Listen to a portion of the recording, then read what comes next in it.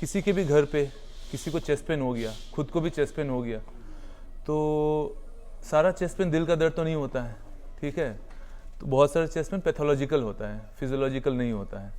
तो जो pathological chest pain होता है उसके major causes around the chest ही होंगे। आईसीयू में भी, वार्ड में भी आप जब काम कर रही हो तो पेशेंट बोलते हैं छाती में दर्द हो रहा है। तो आजकल तो पोस्ट कोविड एक बहुत कॉमन सा ऑकरेंस हो गया है कि सडन कार्डियक अरेस्ट हो जाता है, कि एक यंग आदमी जिम कर रहा है, पता चला ट्रेडमिल पे दौड़ा है, सडनली गिर जाता है चेस्ट पेन होके एंड ही डाइज ऑफ। तो इसके डिफरेंशियल्स और उसके आप प्रिलिमिनरी लेवल पे क्या कर सकते हो, जब आपको अगर आपका पेशेंट बोलता है कि भाई चेस्ट पेन हो रहा है तो आपको क्या सोचना चाहिए और उसके अकॉर्डिंग फिर क्या करना चाहिए, ये इंपॉर्टेंट है। तो जब भी किसी को चेस्ट पेन होता है ये देखना है कि कैरेक्टर ऑफ चेस्ट पेन क्या है। कैरेक्टर का मतलब दो चीज़ होता है, एक इंटेंसिटी होता है, एक कैरेक्टर होता है। इंटेंसिटी मतलब वो कितना सीवियर है। कुछ पेशेंट बोलेंगे, इसको एक लिवाइन साइन बोलते हैं, कि पेशेंट अपने स्टर्नम पे ऐसे हाथ रख के बोलेगा आपको कि मुझे यहाँ दर्द हो रहा है, ठीक है। अगर वो दर्द चेस्ट में हो रहा है, लेफ्ट साइड में हो रहा है, शोल्डर्स और जॉ तक रेडिएट कर रहा है, 60-70% एफिकेसी के साथ आप सोच सकते हो कि वो हार्ट रिलेटेड है, मतलब कि मायोकार्डियल इन्फार्क्शन है। मायोकार्डियल इन्फार्क्शन एक दो तरह का नहीं, 5-6 तरह का होता है, ठीक। वो हो सकता है कि कोई आर्टरी का सप्लाई ब्लॉक हो गया, कोई हो सकता है कि सब डिमांड बढ़ गया, सप्लाई कम हो गया, एक्सर्शन रिलेटेड हो सकता है, या फिर कई बार पोस्ट CABG होता है, कई बार स्टेंट किसी को डला है, एक 65 साल का आदमी है जिसको स्टेंट पड़ा, स्टेंट ब्लॉक हो गया, उसके कारण भी मायोकार्डियल इन्फार्क्शन हो सकता है। तो 4-5 तरह के मायोकार्डियल इन्फार्क्शन हो सकते हैं जिसमें कि चेस्ट पेन हो सकता है। तो कोई भी चेस्ट पेन, अगर पेशेंट यहाँ दर्द कंप्लेन कर रहा है और उसका दर्द लेफ्ट शोल्डर तक जा रहा है या फिर जॉ तक जा रहा है, लेफ्ट साइड के जॉ तक, मतलब कि वो कार्डियक ओरिजिन का हो सकता है, वो हार्ट अटैक हो सकता है। लेकिन ज़्यादातर जो, अगर 100 केसेस हम देखें तो जो डेटा बताता है कि 100 केसेस में सिर्फ 30 पेशेंट को ही हार्ट अटैक आता है, बाकी 70 को कुछ और रहता है, जो कि हम लोग मिसकंसेप्शन होता है कि उसको हार्ट की प्रॉब्लम है। तो उस एक्स्ट्रा प्रॉब्लम में क्या हो सकती है, जो सबसे कॉमन है वो गैस की प्रॉब्लम होती है। गैस मतलब GIT रिलेटेड प्रॉब्लम, एक लेमेन की भाषा में गैस रिलेटेड, उसको लगेगा गैस हो गया है, बट एक्चुअली वो गैस्ट्रोइसोफेजियल रिफ्लक्स डिजीज हो सकता है, इसोफेजियल स्पाज्म हो सकता है, गैस्ट्राइटिस हो सकता है, गैस्ट्रिक अल्सर हो सकता है, या फिर कोई पुरानी पेट की बीमारी, टाइफॉइड अल्सर हो सकता है, किसी भी तरह का ट्यूबरकुलर अल्सर हो सकता है। इस तरह का अल्सर के कारण से चेस्ट पेन हो सकता है। तो ज़्यादातर जो 100 में से 40-50% केसेस में पेट रिलेटेड प्रॉब्लम आता है, 20% केसेस में पेशेंट में हार्ट रिलेटेड प्रॉब्लम आती है, और बचे हुए लोगों में लंग रिलेटेड प्रॉब्लम आती है। तो लंग रिलेटेड प्रॉब्लम में क्या क्या हो सकता है, कोविड के बाद एक बहुत कॉमन ऑकरेंस जो अभी यंग पेशेंट में मिल रहा है, वो पल्मोनरी एम्बोलिज्म हो रहा है। एक यंग पेशेंट आते हैं, पता चलता है कि उसकी सांस फूल रही है, चेस्ट पेन हो रहा है, दोनों साइड में चेस्ट पेन हो रहा है, बहुत ज़्यादा सांस फूल रही है, तो उसको हम लोग बोलते हैं पल्मोनरी एम्बोलिज्म। कोई भी पेशेंट का पल्मोनरी एम्बोलिज्म आप खुद किसी भी लेवल पे डायग्नोज कर सकते हो, बस उसका पल्स रेट चेक कर लेना। अगर 120, 130, 140 टाइप का पल्स रेट रहा, हाई चांस है कि उसको पल्मोनरी एम्बोलिज्म होगा, अनलेस अनटिल उसको कोई दूसरी प्रॉब्लम है।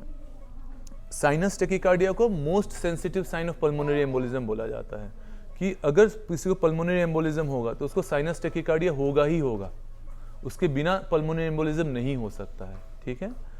तो ये है। अब इसमें लाइफ थ्रेटनिंग क्या है, मतलब जिसके लिए कि आपको चिंता करनी है, पेशेंट के रिलेटेड या फिर कोई अपने रिलेटिव के रिलेटेड, किस में आपको चिंता करनी है।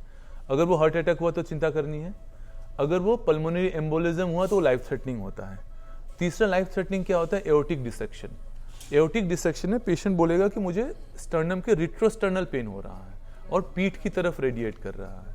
अगर पेशेंट इस तरह का बोले और उसके हाथ और पैर ठंडे हो तो आप 60% डायग्नोस्टिक एक्यूरेसी रखो कि उसको एओर्टिक डिसेक्शन हो सकता है, ठीक है, वो भी लाइफ थ्रेटनिंग है। ये 3 कंडीशंस ऐसे हैं जो कि कहीं भी हो सकता है, आपके घर पे हो सकता है, आपके नेबरहुड में हो सकता है, आईसीयू में तो एनी टाइम आपको ये हो ही सकता है। तो मायोकार्डियल इन्फार्क्शन, पल्मोनरी एम्बोलिज्म और एओर्टिक डिसेक्शन, ये लाइफ थ्रेटनिंग होता है। इसके अलावा और कुछ होते हैं जो सेमी लाइफ थ्रेटनिंग होते हैं। सेमी लाइफ थ्रेटनिंग मतलब किसी को निमोनिया हो गया, किसी को प्लूराइटिस हो गया, किसी को पेरिकार्डाइटिस हो गया, ये सब में भी चेस्ट पेन मिलेगा, लेकिन ये सब लाइफ थ्रेटनिंग नहीं है। जब पेशेंट कंप्लेन करता है, कोई निमोनिया का पेशेंट अगर बोल रहा है कि उसको चेस्ट पेन हो रहा है तो उसको हो सकता है कि ये प्लूराइटिस के लिए चेस्ट पेन हो रहा है या पेरिकार्डाइटिस के लिए चेस्ट पेन हो रहा है। कोविड में भी हमने बहुत देखा उस तरह के पेशेंट को चेस्ट पेन होता है। न्यूमोथोरेक्स अगेन लाइफ थ्रेटनिंग हो सकता है, वो प्राइमरी स्पॉन्टेनियस हो सकता है या सेकेंडरी किसी भी कारण से हो सकता है। कोई आदमी बहुत बीड़ी पीता है, ओल्ड एज है, बुल्ला रप्चर करके उसके कारण चेस्ट पेन होगा, वो लाइफ थ्रेटनिंग हो सकता है न्यूमोथोरेक्स। ठीक है, तो ये सारे कॉज हो गए हमारे lung related. Pneumonia is one of the most common cause जिसमें चेस्ट पेन मिलता है और उससे कंफ्यूज नहीं करना है। तो इसको डिफरेंशिएट कैसे करेंगे कि लंग कॉज है या हार्ट कॉज है, आप अपने लेवल पे कैसे डिफरेंशिएट कर सकते हो। अगर पेशेंट का बीपी कम हो रहा है और हार्ट रेट ज़्यादा हो रहा है तो ज़्यादा चांस है कि हार्ट का कॉज है। अगर पेशेंट का सिर्फ हार्ट रेट ज़्यादा हो रहा है, बीपी ठीक है और शॉर्टनेस ऑफ ब्रेथ ज़्यादा बढ़ रहा है तो ज़्यादा चांस है लंग का कॉज होगा। तो लंग के कॉज को एड्रेस करना है। लंग के कॉज को एड्रेस करने में क्या करना है, ऑक्सीजन देना है। ठीक है, अगर बीपी कम हो रहा है तो उसको क्या करना है, ईसीजी करना है, इको करना है और सब्सिक्वेंटली अगर ज़रूरत पड़े तो उसको एंजियो करना है। तो ये सारी चीज़ें होती हैं जिससे कि हम लोग लंग और हार्ट के कॉज को अलग अलग कर सकते हैं। ठीक है, तो लंग और हार्ट को जब आप अलग अलग कर लोगे तो बचेगा क्या, 2 ही 3, एओर्टिक डिसेक्शन। एओर्टिक डिसेक्शन इतना लाइफ थ्रेटनिंग होता है कि घंटे भर के अंदर किसी की भी जान ले सकता है। अगर कोई आपका पेशेंट बोल रहा है कि मुझे सीने के पीछे दर्द हो रहा है जो पीछे की तरफ जा रहा है और उसके हाथ और पैर ठंडे पड़ रहे हैं, मतलब कि एओर्टिक डिसेक्शन का प्रोबेबिलिटी हाई है और बीपी कम होगा और इन दैट केस आपको इमीडिएट इंटरवेंशन करना होगा, अदरवाइज पेशेंट 6 घंटे के अंदर ही वोंट सर्वाइव। ठीक है, तो ये कैरेक्टर और इंटेंसिटी में क्या हो सकता है, क्रोनिक पेन। कई बार पेशेंट को क्रोनिक पेन होता है, एंजाइनल पेन होता है। एंजाइना में क्या होता है, जो हार्ट के हमारे वेसल्स होते हैं उसका क्रोनिक नैरोइंग हो जाता है। क्रोनिक नैरोइंग मतलब पतले हो जाते हैं। पतले होगा तो डिमांड बढ़ जाएगा और सप्लाई कम हो जाएगा। इन दैट केस उसको लगातार बीच बीच में चेस्ट पेन होता रहेगा। लेकिन कोई भी चेस्ट पेन 20 मिनट से ऊपर होता है तो आपको कार्डियक ओरिजिन सोचना है। ठीक है, और कार्डियक ओरिजिन सोच के उसमें ईसीजी करना है, इको का जरूरत है इको करना है और उस लाइन में फिर सोचना है कि एंजियो करना है, पीटीसीए करना है। क्योंकि पीटीसीए अगर 90 मिनट्स के अंदर किसी पेशेंट का हो जाता है तब तो उसकी जान बच जाती है, अदरवाइज वो कार्डियक मसल खत्म हो जाता है। उसके बाद आप कितना भी कुछ कर लो, कितना भी स्टेंट डालो, पेशेंट का कार्डियक मसल फिर बचने वाला नहीं है।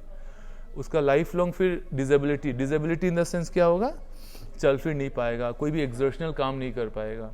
तो कोविड के बाद क्या हम देख रहे हैं कि ये सब का इंसिडेंस बहुत बढ़ गया है, हर चीज़ का ना, पल्मोनरी एम्बोलिज्म का, मायोकार्डियल इन्फार्क्शन का। पहले क्या होता था, 60 साल के ऊपर के लोगों को एमआई होता था, 60 साल के ऊपर के लोगों को पल्मोनरी एम्बोलिज्म होता था। अब 30 साल, मैंने 21 साल के लड़कों को देखा है पल्मोनरी एम्बोलिज्म से मरते हुए। अभी लास्ट 6 महीने पहले मैंने देखा हुआ है, 20 साल 21 साल के लड़के आते हैं पल्मोनरी एम्बोलिज्म से।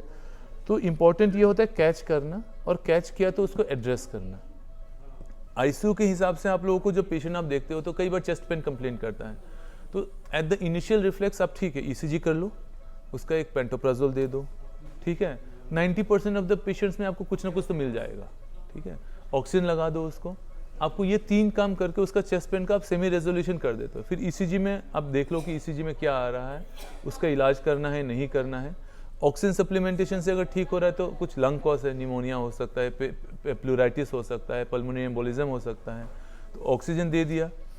या फिर मेजर डिसीजन लिया कि ठीक है उसको कैथ लैब में शिफ्ट करना है नहीं करना है, एओर्टिक डिसेक्शन है तो उसको लिए सिटीवीएस रेफरेंस करना है नहीं करना है। तो ये सारी बातें हो गई चेस्ट पेन के लिए। चेस्ट पेन को अगर टाइमली आइडेंटिफाई कर ले तो कहा जाता है कि 75% to 80% लोगों को बचाया जा सकता है। लेकिन अगर टाइमली आइडेंटिफाई नहीं किया जाता है तो it has got over 80% mortality. तो आईसीयू में ये डाटा बोलता है कि 80% अगर हम लोग आइडेंटिफाई कर लेंगे तो पेशेंट बच जाते हैं, नहीं तो फिर ये नहीं बच पाते हैं। तो एट द इनिशियल स्टेज जब पेशेंट को हो रहा है हमें कैच करना है, इन्वेस्टिगेट करना है और फिर ट्रीट करना है। ठीक है, तो कोई भी पेशेंट को जब चेस्ट पेन हो या फिर कोई भी आपके जान पहचान वालों को चेस्ट पेन हो, इस तरह की हरकत हो, तो हल्के में नहीं लेना है, उसको आगे देखना है। उसका कार्डियक एंजाइम की ज़रूरत है, ईसीजी की ज़रूरत है, इको की ज़रूरत है, एंजियो की ज़रूरत है, सीटीपीए की ज़रूरत है। बहुत सारे इन्वेस्टिगेशंस होते हैं जिससे कि हम एक्सक्लूड कर सकते हैं कि उसको क्या चीज़ फ़ायदा करेगा। सेम आईसीयू में भी सेम है। तो वो सारे इन्वेस्टिगेशंस करा के फिर हम देखते हैं कि उसका किस में फ़ायदा होगा, किस में नुकसान होगा। ठीक है, थैंक यू।